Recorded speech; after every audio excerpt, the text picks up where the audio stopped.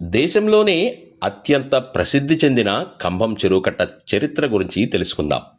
గుండ్లకమ్మ మరియు జంపలేరు నదుల వరదతో తరచూ ఇక్కట్లకు గురవుతున్న కంభం ప్రాంతానికి 15వ శతాబ్దంలో శ్రీకృష్ణదేవరాయలు రెండో భార్య శ్రీమతి అన్నపూర్ణాదేవి విచ్చేశారు. ఈమెకు తుక్కాంబ, రుచిదేవి అని 2 పేర్లు కూడా ఉండేవి. ఈ విషయం తెలుసుకున్న కంభం పరిసర గ్రామాల ప్రజలు తమను వరద బారి నుండి కాపాడమని వేడుకున్నారు. దీనితో చలించిపోయిన అన్నపూర్ణాదేవి గుండ్లకమ్మ మరియు జంపలేరు నదుల వరద ప్రవాహానికి అడ్డుకట్ట వేసేందుకు కంభం చెరువు కట్టను నిర్మించారు. సాంకేతిక పరిజ్ఞానం పెద్దగా అభివృద్ధి చెందని ఆ రోజుల్లో సీసాన్ని కరిగించి బిర్రుతనం వచ్చేలా సున్నం తదితర మిశ్రమాలను ఏనుగులతో తొక్కించి కంభం చెరువు కట్టను బలిష్టంగా నిర్మించారు.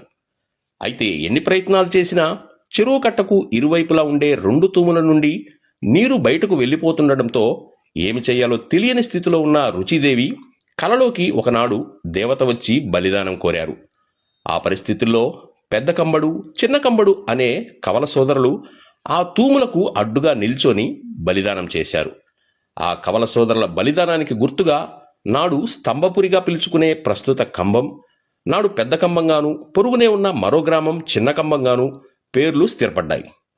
ఈ విధంగా ప్రజల్ని వరదల బారి నుండి కాపాడి కంభం చెరువు నిర్మించిన రుచిదేవి వరదరాజమ్మగా గణతికెక్కారు.